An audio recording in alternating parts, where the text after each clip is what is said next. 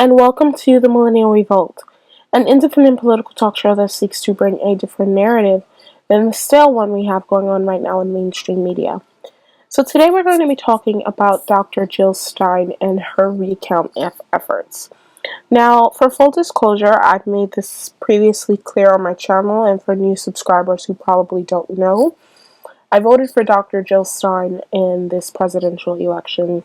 The main reason why is because I appreciated her jobs program. I like that, as well as her position on foreign policy and her positions with some of our allies and where we stand.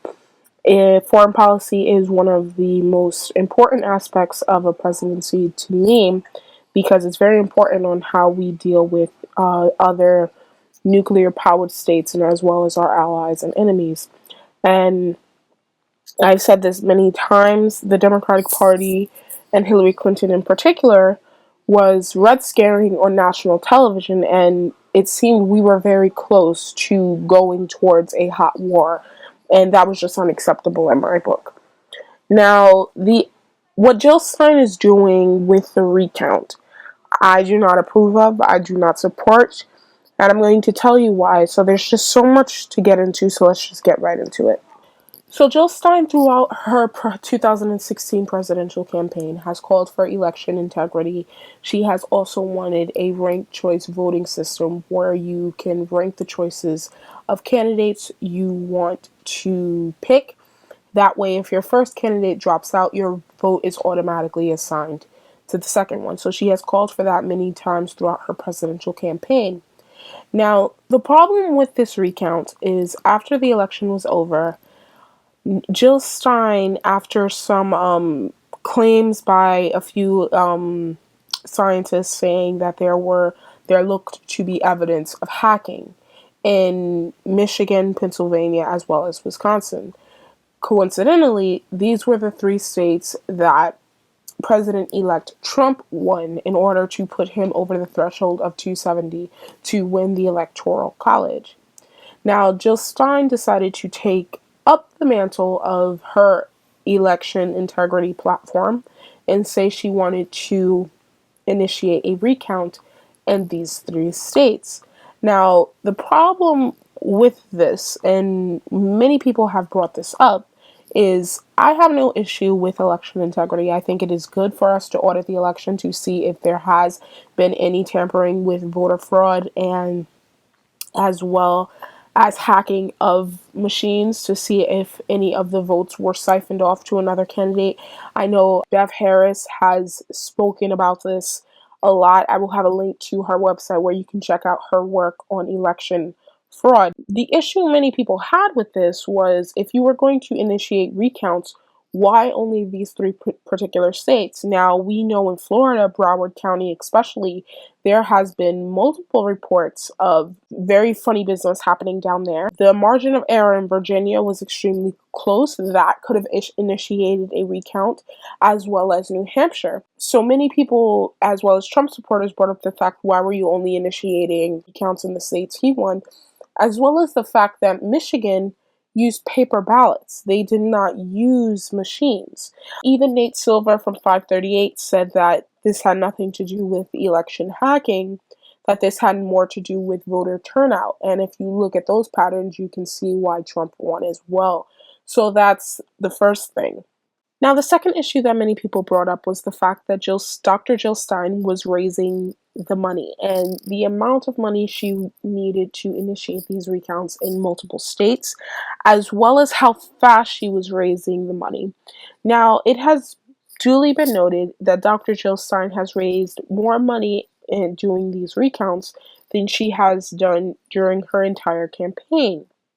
Now, part of the reason is Hillary supporters who have not yet accepted the election results are participating in the recounts efforts, and in that way they are donating their money to this endeavor. So that on that hand, I understand it. Now, on the other hand, the second issue was how fast the donations were being raised and the amount that each single person was giving at a clip. That has raised questions as well as to if this is truly a grassroots campaign to initiate this recount, or is big money donors flooding in, donating money to this recount campaign. Now, ZeroHedge.com did a timeline of the amount of money that was being raised each per minute, and I will have a link in the description where you can check that out yourself.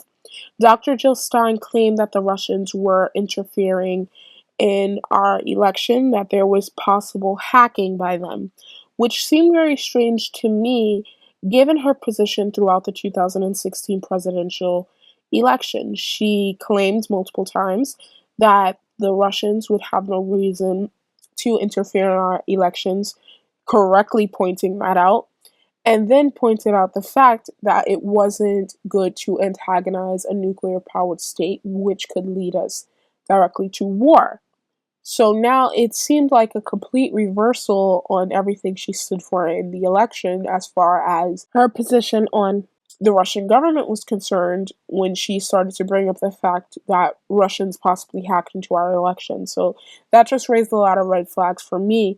Now, upon launching the new fundraiser to help ensure that the Russians did not hack into the presidential election, Dr. Jill Stein initially raised $87,000. Now, when the second update occurred, as far as Zero Hedge, when they were keeping count of this, the funds on hand were now $131,526. Money was being raised at about $27,000 per minute. So that's why I say it was raising a lot of questions as to if this was really a grassroots effort to get a recount, or were big money donors flooding into this campaign. Now, the third update, funds were now at $626,916.47. Money was then being raised at $3,370 per minute. On November 24th, 2016, there were 22 updates. They chose to update 3 time periods, each 7th update, in an effort to further analyze Dr. Jill Stein's grassroots funding feats. The 5th update, the funds that she had was $780,759. Money was being raised at $4,633 per minute. The 6th update, she had $2 million. Money was being raised at $4,250 per minute. So it became increasingly obvious that the recount effort wasn't a grassroots funded operation. It seemed that a lot of former Hillary supporters, big money donors, were flooding into this recount effort campaign and were giving tons of money to see this recount go through. So on November 29th, the Wisconsin Election Commission announced that it had received the required payment from Dr. Jill Stein to start the presidential recount in that state. Jill Stein submitted a petition for a recount in Wisconsin after she paid the required $3 million plus set by the commission via bank wire transfer, according to the Wisconsin Election Commission Board. So that was what was happening in Wisconsin and the process that Jill Stein was doing there. Now, flash forward to Pennsylvania, it is a completely different story. Now, Dr. Jill Stein had initially missed the deadline, which was on November 21st. So the only course of action would be for her to challenge the results in court, which would mean her lawyers would have to present evidence of massive voter fraud or hacking that tilted the election toward President-elect Trump, since there is no evidence to suggest the election was hacked on November 8th. Prior to the development of Jill Stein trying to seek a recount in Pennsylvania, approved a recount but rejected the request to have an audit of the voting machines. Ilan Maisel, an attorney for the Stein campaign, told the commissioners that the state election code allows for an examination of the machines, citing examples of hacking of election computers in Illinois and Arizona. Now, if this was happening in Illinois and Arizona, why did she not request a recount or an audit of the vote in those states as well? which brings many people back to the same question: why only those 3 states that Donald Trump had won? But I digress. The lawyer says, along with the Democratic National Committee's emails, he said a forensic audit of Philadelphia's voting machine software was the only way to determine whether they had been hacked. He said to examine means to look inside. Lawrence Talbot, general counsel for the Pennsylvania Republican Party, countered that the Stein campaign had an opportunity for a public inspection of the city's voting machines before the election and chose not to attend. Talbot cited an October 20th statement from Pennsylvania's Secretary of State, Pedro Cortez, a Democrat, who said that the state's voting systems are secure and the machines were not connected to the internet or each other. He said there is no opportunity to hack these machines. There is no opportunity to corrupt them. Stein's campaign has not offered proof of election tampering, instead relying on affidavits from computer scientists who put forward the theory that voting machines are vulnerable to hacking. In the meantime, President-elect Donald Trump and his allies have filed separate legal challenges in Michigan, Pennsylvania, and Wisconsin in a sudden, robust effort to stop the presidential election recount efforts there. None of the challenges immediately derail the recounts in those states, but they promise to complicate them with more legal wrangling. In another development, Michigan Attorney General Bill Schuette also filed a lawsuit claiming the process would unnecessarily cost the taxpayers millions of dollars, among other things. He released a statement saying, "We all know the results will not be changed with these recounts. Trump won.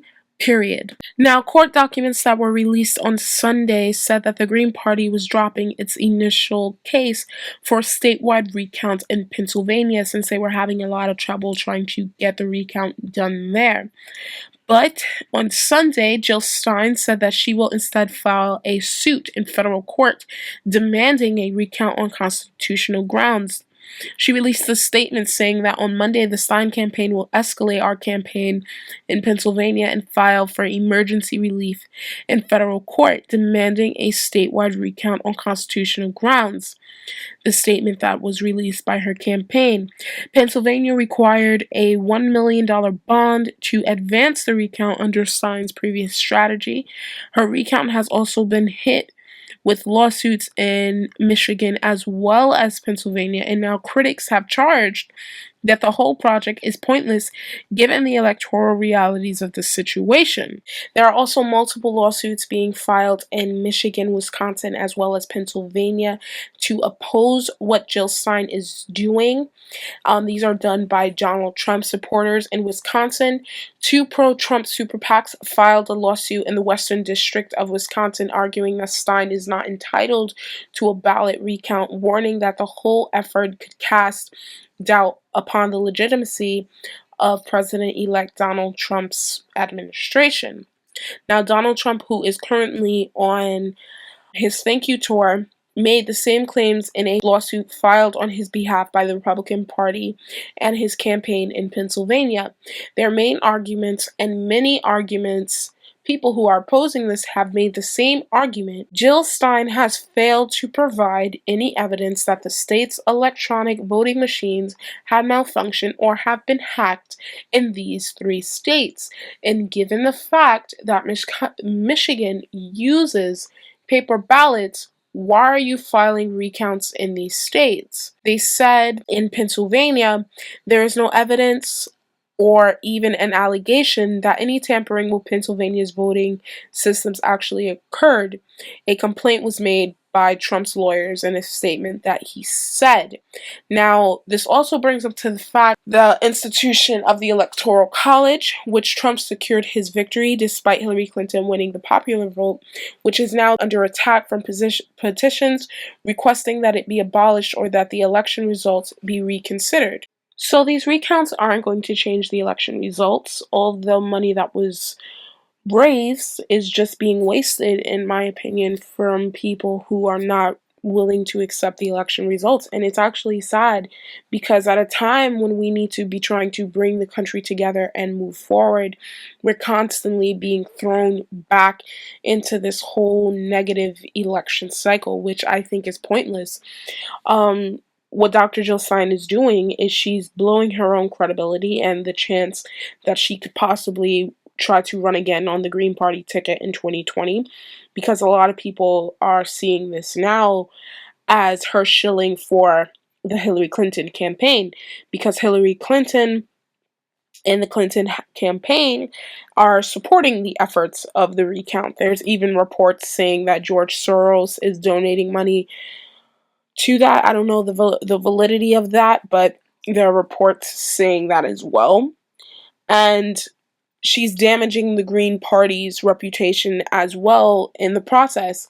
My hope for the Green Party was for them to become a viable option to the left, for them not to engage in identity politics, for them to talk about real issues that people care about, such as jobs, infrastructure, talk about education. These are things people talk about. The Green Party's platform as far as foreign policy, which I completely like, saying we need to reduce our military presence overseas. We need to only cooperate with countries who have signed the NPT. We need to only cooperate with countries who are not human rights abusers.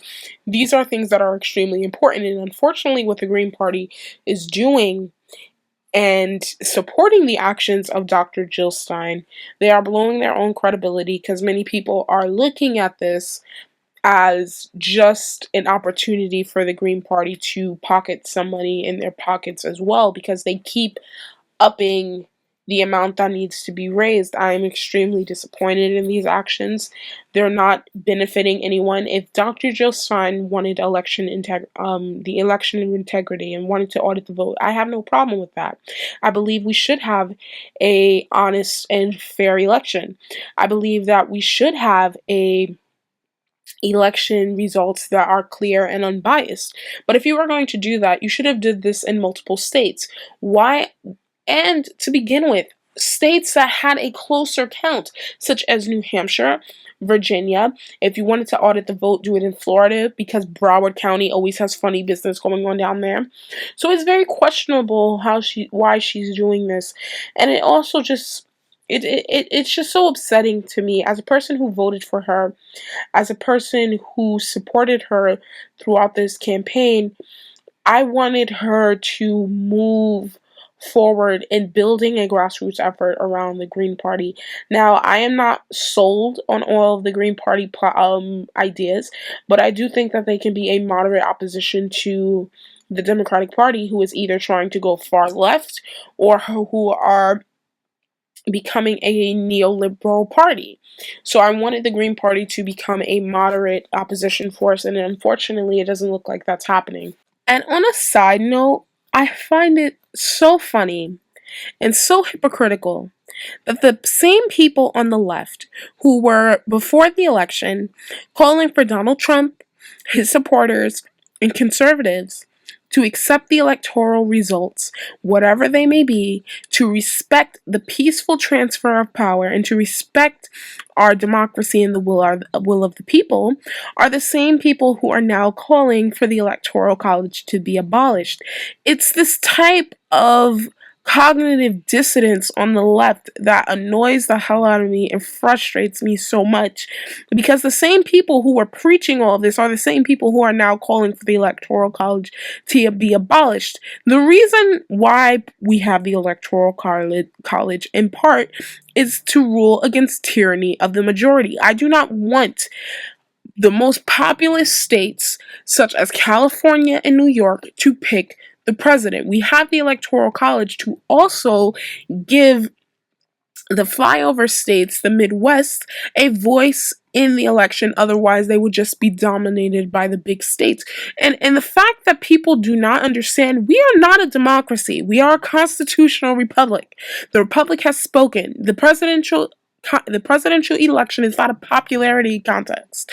People have won the Electoral College and lost the popular vote. This has happened. But the fact that people on the left, and you have politicians as well as journalists out there actively promoting that, it is shameful. It is extremely shameful. Who gives a fuck that Hillary Clinton didn't win? I didn't support her, but I'm not going to be protesting in the streets or writing articles that the Electoral College needs to be abolished and our institutions need to be broken because I didn't like the election results. It is this lunacy that I don't understand that is eating people on the left. It's disgusting to me how people who claim to be the most tolerant, the most liberal people are some of the most ignorant and intolerant people you will ever speak to and you will ever meet. It's just really odd the time we are in politics. Like, yes, you can have political discourse, you can have disagreements, but the fact that you have people calling for the Electoral College to be abolished, have people threatening the electors with death threats, it's just taking our election to a place it didn't need to be. And this isn't conservatives who are doing this. These are liberals, the same people.